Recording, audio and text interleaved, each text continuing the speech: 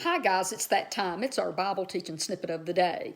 Well, yesterday I didn't have time to record a brand new video and upload it to Facebook or to YouTube. So what I did is I picked out a very positive, encouraging, and it was a video, and it was testimonies of people who made the decision to change their diet to a plant-based lifestyle. What that means is they quit eating animal meat of all kinds. Chicken and fish are animals, so they gave up all animal meat, and they also gave up the byproducts. And sometimes we don't understand what the word byproduct means, so that means eggs, cheese, milk, or any dishes having that stuff added into them as well. And what we find is that their bodies responded in a very positive way very quickly. And I can tell you, when I went vegetarian, I gave up animal meat of all animals, no animal meat whatsoever, but I still ate the byproducts, like anything that had milk, eggs, cheese, and all of that. I was a big cheese eater, guys, okay? If I had an addiction, I'm guilty of loving cheese, okay? And so I was a vegetarian for a while, but I gained weight. My body didn't change. I didn't get more energy or feel any better. I just, physically, I just felt better because animals weren't dying to feed me anymore, okay? But when I went vegan, plant-based, and I gave up all that old animal products, milk, eggs, and cheese, and all of that is bad for us, okay? That stuff is chock full of hormones that we don't need. They're baby hormones, right? Yeah, milk, cheese, all of that. That's not the type of what we need in our bodies. So anyway, when I gave that up, guys, oh my goodness, within 7 days or so, I lost the 7 pounds I gained being a vegetarian for a year and 3 months, and I lost an additional 3 or 4 pounds. I think a total of 11 pounds is what I've lost, and I wasn't even trying, okay? It just fell off of me rapidly, and I had more energy. I was just sleeping so much better and all of these things. So yesterday I put that video back up, right? Because I wanted to encourage people who really want to live a healthier lifestyle and not be sick, not feel tired, not be overweight or obese, and not sleep good at night, have to have breathing machines because you can't breathe at night. See, that's respiratory problems that's caused from our diet, and we're just lied to, and we don't understand that. So I posted that. But today what I want to do is I want to talk to you about, and I posted a challenge. This was back in February. It was called the Daniel Challenge, and I asked people who wanted to see an immediate change in their health to lay down all animal meat and animal byproducts, to go jump straight in. Guys, I wasted a year and 3 months going vegetarian, when if I'd have just went vegan on the front end, plant-based only. God told us in Genesis chapter 1. Okay, I've studied this for 18 months. I've studied, there's wonderful pastors. This isn't just me thinking this. Jesus taught vegetarianism, okay? His apostles, who became the early church leaders, they taught vegetarianism, okay? For the first 400 years, both the Greek Eastern Orthodox Church, all the leaders were vegetarians, and many of them still are, because they haven't fallen prey to the changes that Rome, the Roman Empire, Constantine, and the Roman Catholic Church made to the Bibles to say that we're going to be pro-meat eaters. These Eastern Orthodox, they still believe the same things they have always believed for 2,000 years. But then, for the first 400 or better years of Christianity, both the Roman Catholic Church, which is the Latin-speaking Western Church, which that's who we get our beliefs from, okay?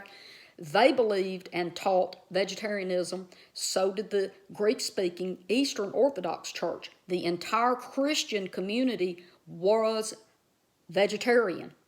That started changing in 400 AD, and the longer those new teachers started coming in, being pro-meat eaters, by around 800 AD, most of the leaders in the Roman Catholic, the Western Church, they were actually meat eaters now, and so were the congregants. But the Greek, Eastern Orthodox, Greek-speaking, they were still following what they learned from the apostles And so there's been all these wonderful, wonderful leaders, and even in our day, there are pastors and teachers and reverends. I'm not out here on an island by myself, guys, okay?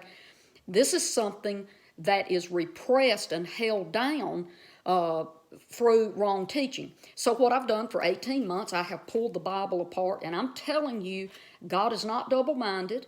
He created us, and He created our bodies to run off of a certain type of fuel, and He told us what that fuel was in Genesis 1:29. After He creates man in His likeness and image, and He says, now multiply and make more human beings that are in my likeness and image, right? And then He says, and this is what you're going to eat. I've made all this beautiful, and He says it's very good. It's very good. He made the plants, the trees. He told us to eat all we wanted out of that, right? And what I have found as being a vegetarian, I can eat all I want and I don't gain weight. That's pretty cool. So today what I want to do is, because I did that testimony yesterday and I talked about my own testimony and 4 other people as well or so. And what I want to do today is I want to put this back out here one more time. I want to put forth the Daniel challenge. This is out of Daniel chapter 1. And I have people that watch me that aren't necessarily Christians. So if you're not a Christian, hop online and read Daniel chapter 1 and you'll understand more about what I'm talking about. And for you who are believers and you go to church and all of that, please get your Bible out and read Daniel chapter 1. This is where Nebuchadnezzar defeats the Israelites, and he takes in some of the Hebrew boys. And he wants to bring them into his kingdom. He picks out the best kids. Maybe I ought to just read it. How about that? Can I read that? I might go long today, but love me through it. So we're in Daniel chapter 1. And in the 3rd year of the reign of King Joachim of Judah and King Nebuchadnezzar of Babylon came to Jerusalem and laid siege and took it. Okay, and so now we're going to talk about Nebuchadnezzar. He's taken the boys captive, but I want to read this to you.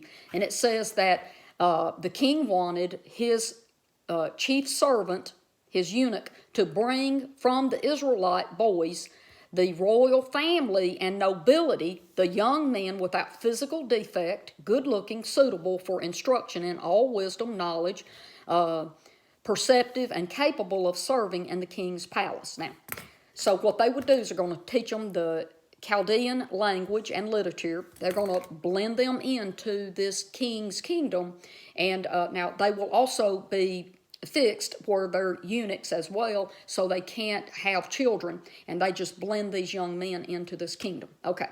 Daniel, who has always been a vegetarian, and these Israelite boys, they've always been vegetarians. And when they come to Daniel and say, we want to change your diet, okay? Daniel asked the head eunuch, who is also a captive and a slave who's serving in the kingdom, okay? He says, I can't change your diet because the king will cut my head off, right? So, but he says, I tell you what, you go ahead and let the other Israelite boys eat from the king's table, okay, meat and the fine food and the wine and all of that. But let us, me and the 3 little Hebrew boys, Shadrach, Meshach, and Abednego, the 4 of us, let us eat vegetables and nothing else and just water. And then after 10 days, look at us, examine us, and if we're not stronger, healthier, smarter, you go ahead and test us in 10 days, and if I can't prove what I'm telling you, then you can start feeding us the king's food. Well, at the end of that 10 days, I'm going to read to you now what it says, okay? It says here, and God gave, Daniel said to the guard, who the chief eunuch and blah, blah, blah, please test your servants for 10 days. So he asked him to do it for 10 days. Let us be given vegetables to eat and water to drink, and then examine our appearance and the appearance of the young men who are eating the king's food, and deal with your servants based on what you see. And he agreed with them about this and tested them in 10 days. And at the end of 10 days, they looked better and healthier than all the young men who were eating the king's food. So the guard continued to remove their food and the wine, and they were given water to drink and vegetables. Okay. So now what I want to do, before I talk about this challenge that I want to tell you about, the reason we know, okay, that the king's food includes meat, we can go over to Proverbs 23, and I'm going to read this to you. This is Proverbs 23, verse 1 and 2. When you sit down to eat with a ruler, consider carefully what is before you, and put a knife to your throat if you are a man given to appetite.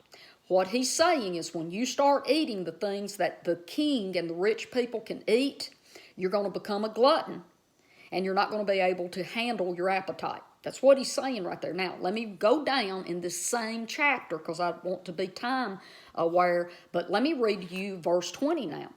Do not mix with the wine bibbers or with gluttonous eaters of meat. Now, I'm reading out of the New King James Version today, okay, in Proverbs. So, do not mix with wine bibbers, people that get drunk and drink wine, and right, and or with gluttonous eaters of meat. Now, if we go back to Daniel chapter 1, what did Daniel say? I don't want to eat the king, the ruler's food, nor drink his wine.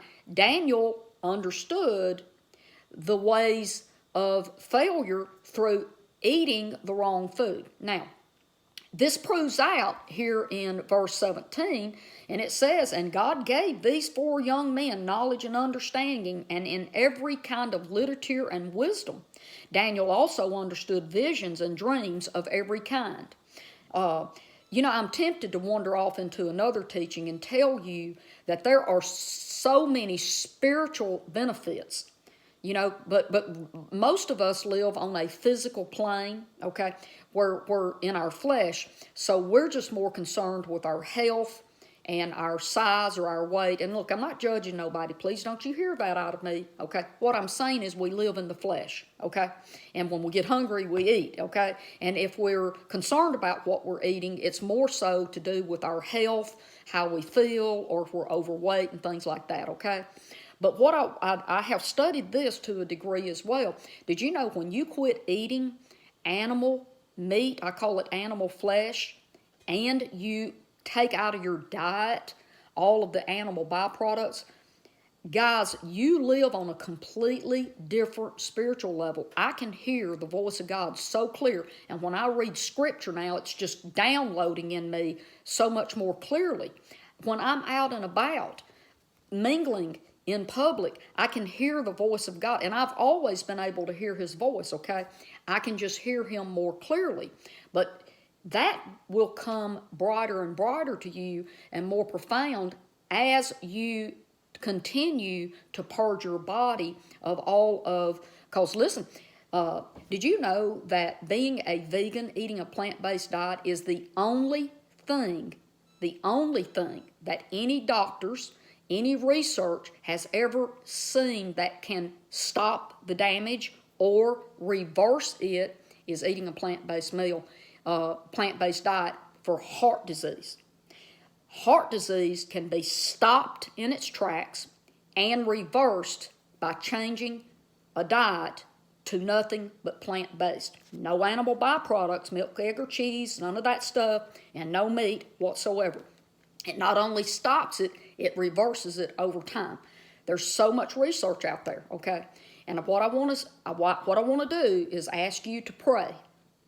I want you to just talk to yourself, get alone, and ask yourself, is my health and my own well-being important enough to me for me to take a 10-day Daniel challenge?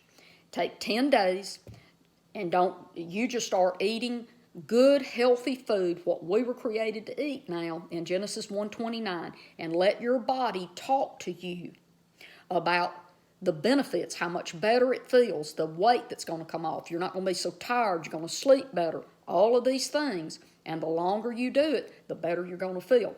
So listen, I'm going to sign off here. I love you. And tomorrow I'm probably going to teach a little bit more about different scriptures that Christians use to say that we have the right to eat animal meat. Because here's the thing. when you change your diet and you tell your Christian friends you have, they are going to persecute you and basically excommunicate you from their church, and that's not right, guys. So I want to prepare you so you know how to respond to people when they start bullying you. We got twisted sisters, yeah, and bullying brothers in Christianity. And this man here, Andrew Lindsay, talks about this in his book about how people who decide to go to a meatless diet, they get persecuted by the church to the point they have to leave the fellowship or go back to eating meat. But anyway, I'll talk a little more about that tomorrow. I love you, and I'll see you here. Bye-bye.